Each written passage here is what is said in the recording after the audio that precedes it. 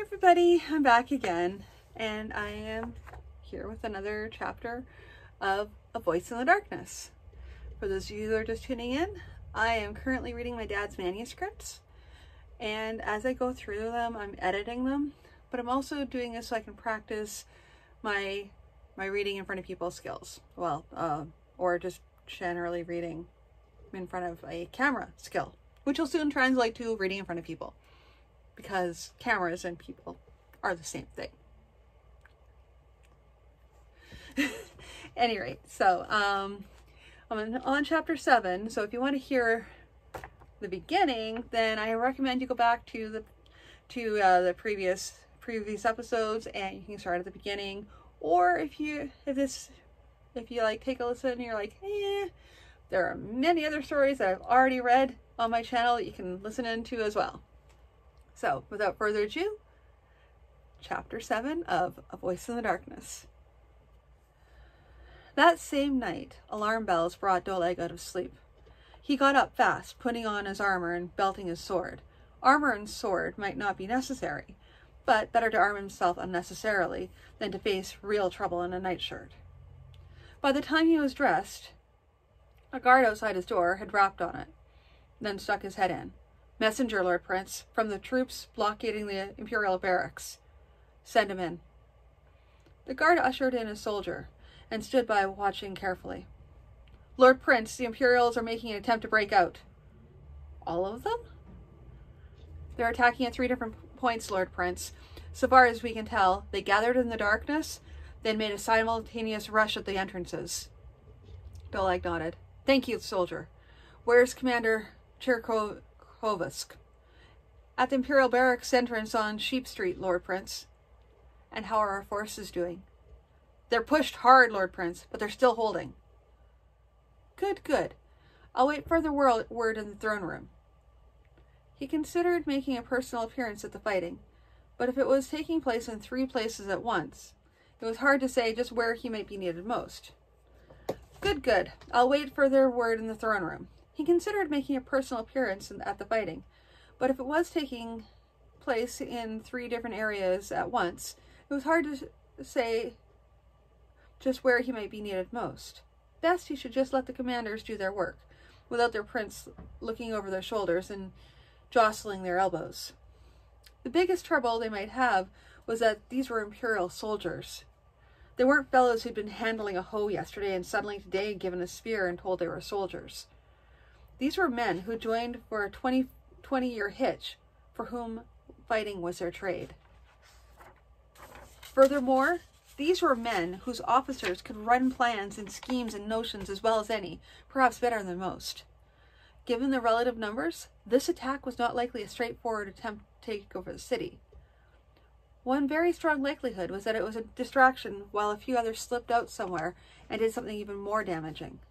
Killing a prince was one obvious possibility, so obvious as to be unlikely. On the other hand, they'd know he thought it was obvious and therefore unlikely, and therefore not taken seriously enough, which meant he could run his mind in circles trying to decide on just how unlikely an attack on himself would be. Most likely of all, they'd be looking for hostages to trade for safe passage to the Empire. Perhaps also hostages to trade for an Imperial agent? When he had first learned of the fact that the Imperial soldiers had been slipping in and out of the barracks, he'd arranged, almost surreptitiously, for extra guards to be posted on Hertemne's rooms, just to be certain. Captain Drizzt and his men were capable, but Doleg was not willing to leave matters to chance. Padro was sitting in the waiting room. "So, do you think we push them into it with your planning and catapults and all?" Doleg grinned. "If we pushed them into moving before they were really ready, we might have an advantage. We need it. These are Imperial soldiers." "Imperial soldiers are not invincible soldiers. I think perhaps we've kept the memory of the warrior emperor and his devastations alive too strongly up here. Besides, the Imperial garrison is down to what, 1/10 of what it was?" "Why does that make me feel better?" "Because you're a pessimist. Send some people to Osmani Hertemne's room and see if anything's happening down there." "Right." Padra gave some orders Then he and Doleg waited, discussing the possibilities of using the crossbows effectively against the Nanissas. Padre was just thumping a finger on the table to emphasize his point. They won't stand still, or even come at you straight on, like Ladavent's lot this summer. They'll ride in and out, shooting. Always on the move. Pardon me, Lord Prince. Yes? It was a young soldier, a little breathless from running. There's been a trouble down there by Osmond's rooms, Lord Prince. Dead men all over. Osmond's still safe, but from what we can make out, about 5 men rushed the 2 who were guarding her. 2 managed to hold on long enough for the noise to bring up reinforcements. 2 of the 5 Imperials were dead by then, and the last 3 were trying to beat down Osmond Hertemini's door. We lost 8 men there, including 2 who had been on guard. The 5 Imperials are all dead as well. Thank you, soldier. Report back to your commander. Yes, Lord Prince. Padya, come on. Coming, Dolia. As they strode through the palace halls, guards marching front and behind, Padya said, I thought you weren't going to get in your commander's way.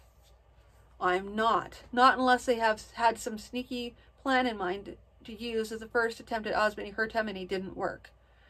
I'd like to get a first-hand report from the commander on the scene. Ah, yes. Loss of 8 for high is a bit high. I guess they haven't completely lost their touch. Never said they weren't tough, just perhaps not as tough as everyone's afraid they are. It's almost certain that sometime down the way we're going to have to stand off an Imperial army. Rather than moaning about how impossible that's going to be, we'd be better off learning everything we can about how to do it successfully. Right. If you'll think about it, though, there's something else we should be working at learning. How did they get in? I mean, you can't just wander into the palace off the street, wearing armor and carrying weapons. Not without someone noticing you. Doleg nodded grimly. Yes, we'll have to look into that. Ah, here we are. All the bodies and armor and weapons had been hauled away, leaving nothing but bloody smears to show that a deadly fight had gone on. The commander of the guard detachment was still there. Lord Prince, should you... He broke off, realizing he'd been about to chide his ruler.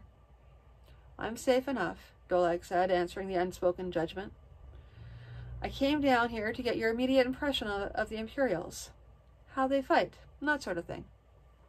They're a rough lot, Lord Prince. No doubt of that. They seem to be sure of where their fellows are and what they're doing, even in the thick of the fight. And they don't stop.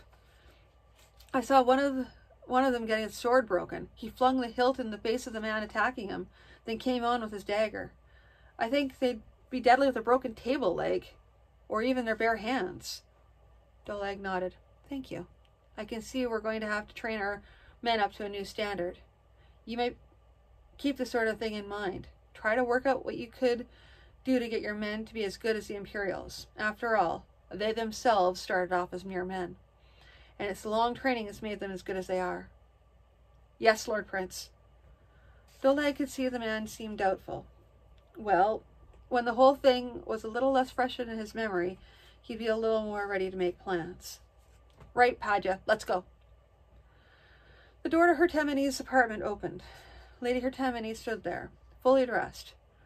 Good morning, Lord Prince. I understand there's been some trouble? Doleg felt suddenly off balance and realized he was flustered. His future consort had been threatened, and he had come, not to assure himself of her safety, but to gather military intelligence. Good morning, Osmond Hertemini. Yes, the Imperials have made an attempt to break out of their barracks, but I suppose that was only to mask their true intent. This attack on you was at least part of that true intent. She nodded calmly. You will be happy to know that we are safe. I understand that you have to thank for the extra guards on hand? Doleg mastered his annoyance. She knew he'd been at fault, and it was oh so gently using that as a stick to prod him with. Yes, Osmond, I felt precautions were necessary. I'm glad to see you are safe. It was too late for that to be anything but an afterthought. If he hadn't said it, the lack would only have made matters worse. He bowed to her. I hope you'll be able to sleep a little while longer yet. Osmond, it's still early to be up. He turned and walked off, feeling it had come off second best in that encounter. Hercha, on the other hand, found herself annoyed. You couldn't expect that a prince, betrothed to you for political reasons, would be extremely solicitous of your well-being. You might, however, expect some concern, if only on the grounds that your father might ask serious questions about how well the prince had taken care of you. But no, this great lumbering lout had been concerned, first of all, that his troops had performed well in action, and second, how could he arrange for them to perform better? She sighed. Be honest, Hertia. The man had been terribly embarrassed when his error had been pointed out to him. Perhaps there was some hope for him. But you, Hertia, had to beat him over the head with that mistake. She sighed again. Grumia, you're absolutely certain there isn't even one prince out there roaming in the wilds, looking for a wife? The morning brought further bad news. A harried-looking soldier came rushing to Doleg to report. The Imperial agent is gone, Lord Prince. The guards who were on duty at his room last night are missing, and it appears they may have deserted. Thank you, soldier. Return to your command and see to it the news is brought as it comes in. Yes, Lord Prince. As the soldier went out, Doleg turned to Padra. Hadn't thought of that one, had we, Padra? I think it's time we dealt with the Imperial barracks. Think we're ready? I think we'll have to be.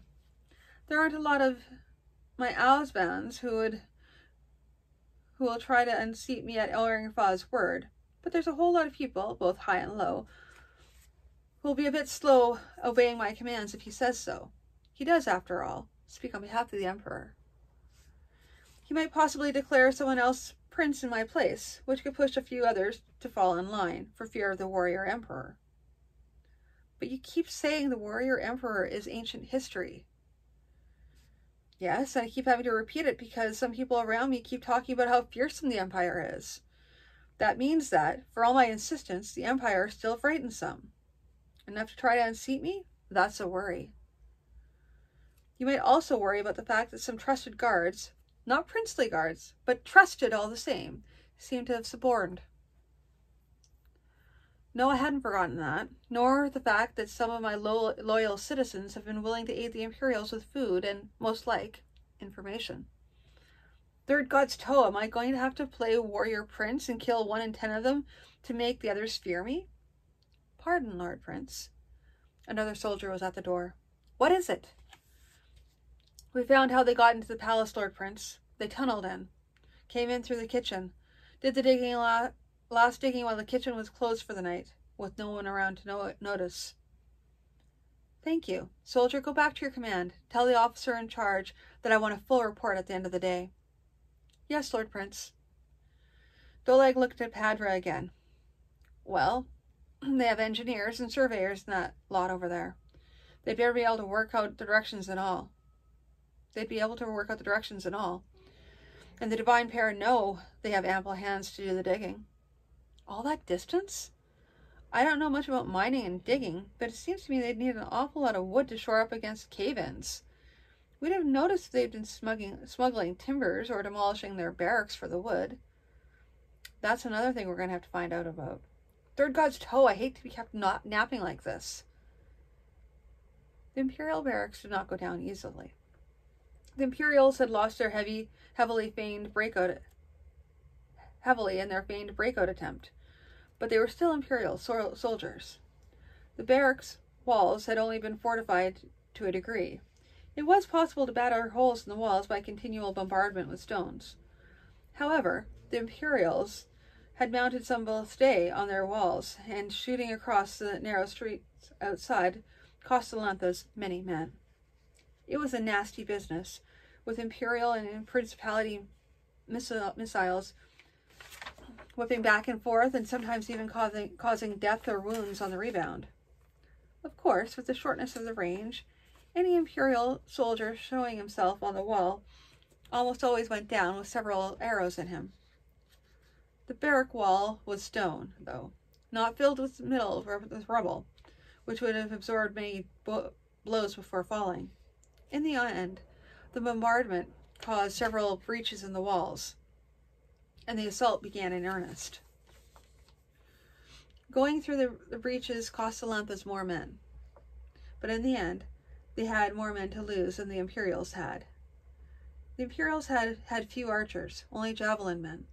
On the other hand, the range was so close that Lantha crossbows lost some of their advantage. Battle raged and roared in the breaches for some time, with the dead piling up rapidly. At the end, though, numbers won out, and the Lanthas managed to press through one breach and spread from there. Still, the battle continued, through the streets and alleys of the barracks. Little knots of men fighting fiercely until they were overcome. After a long and vicious struggle, only 26 Imperials surrendered. The fight had cost nearly 800 Lantha. Assaulting a defended position is always going to be a costly proposition, Doleg said. We won. I'm satisfied with that. I'm happy to hear that, Padra said. He gestured toward the walls. You know what kind of stories are going around the streets out there? They're saying we lost 5-1, nonsense like that. I'd say the Imperial invincibility myth has just been strengthened. I suppose, Doleg sighed. I suppose we'll be fighting with that myth for some time to come. Well, I've told the men that they've done well, and that we had to attack before we wanted to. But we've shown that the Imperial troops can be beaten, and if we have to fight Imperial troops again, we'll see to it that we're ready. Padra was dubious. That'll help, but not completely. It'll have to do for now. The biggest problem is that Orang Fa is still missing. Best guess is they got him out through one of the holes they made, and he's hiding somewhere in the city. The men are still tracking down where all these tunnels go. Yes, the one from your kitchen ends up in the backyard of a slaughterhouse. You think it might have even taken Orang Fa back to the barracks at all? Doleg shrugged. My guess is they didn't bother. They had to know that the end of the barracks is coming. The real problem is that someone is annoyingly sheltering them. There are more than a few who are still loyal to the Empire, if only from the fear of the warrior emperor. Probably they see it that way. It's treason to me, though. A day later, they had more information, though little of it was of great use. So, Dolia, all the houses and buildings next to the barrack have been searched. No sign of the Imperial agent. None of the surviving commanders of the Imperial Army seem to know anything more about the whole operation, except that something went on. If you'd been in charge, would you have done any differently? The commander of the Imperial force is dead, right? Committed suicide rather than be captured.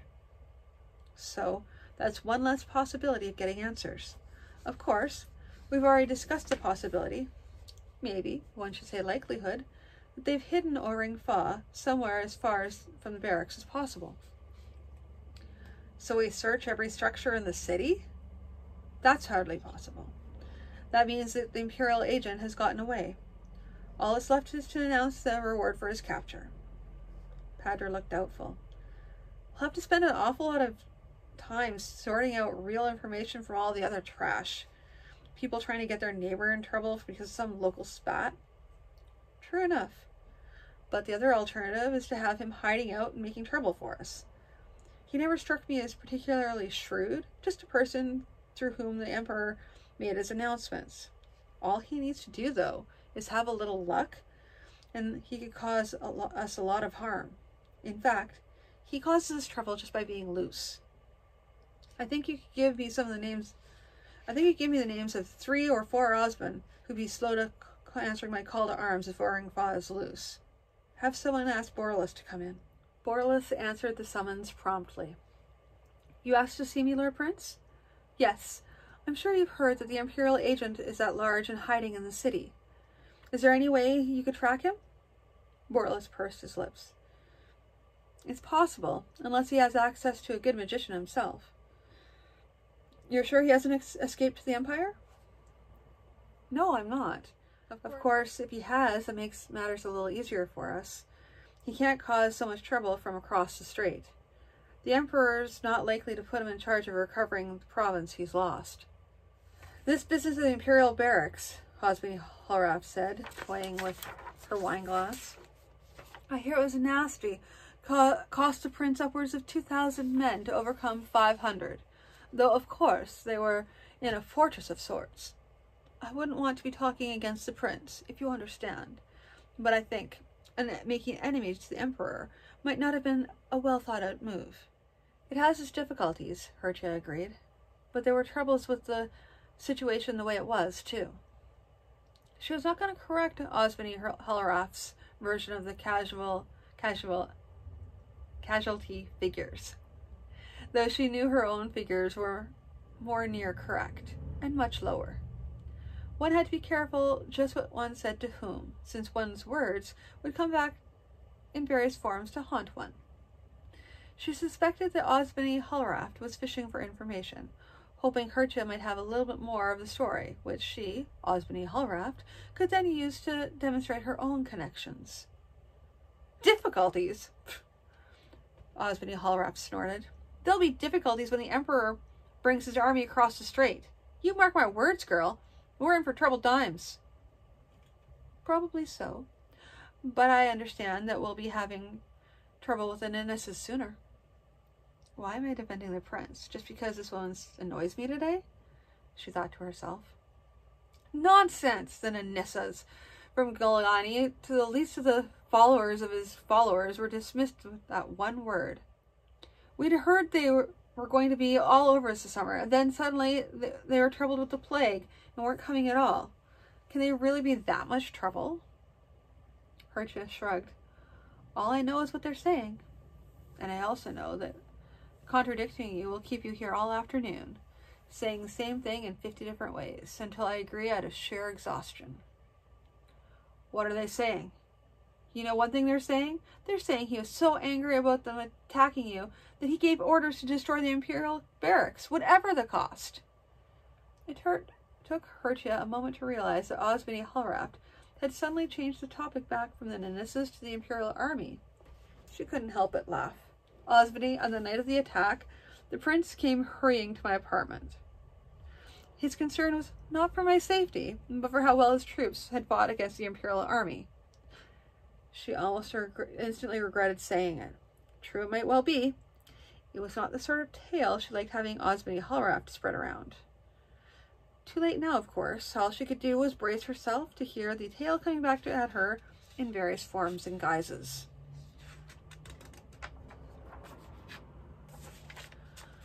Boralus looked up from the desk as Doleg came in.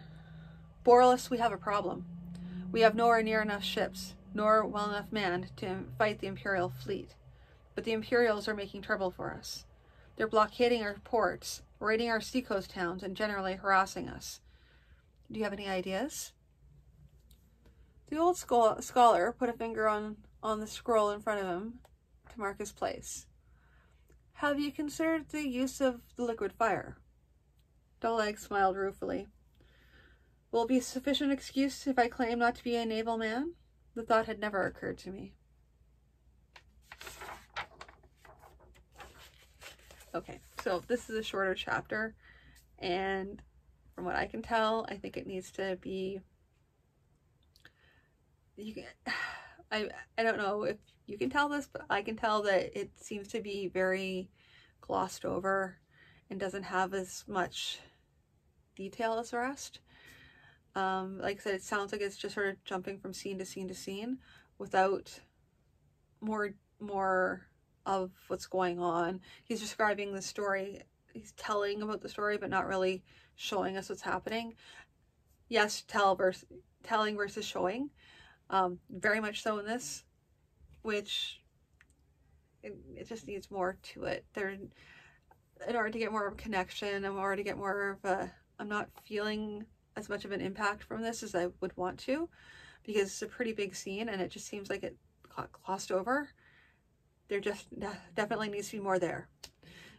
Yes, I'm giving an editorial as I go about how I feel about these. I may actually listen to this at some point myself so that I can kind of go over when I'm doing editing and go, I thought that at the time.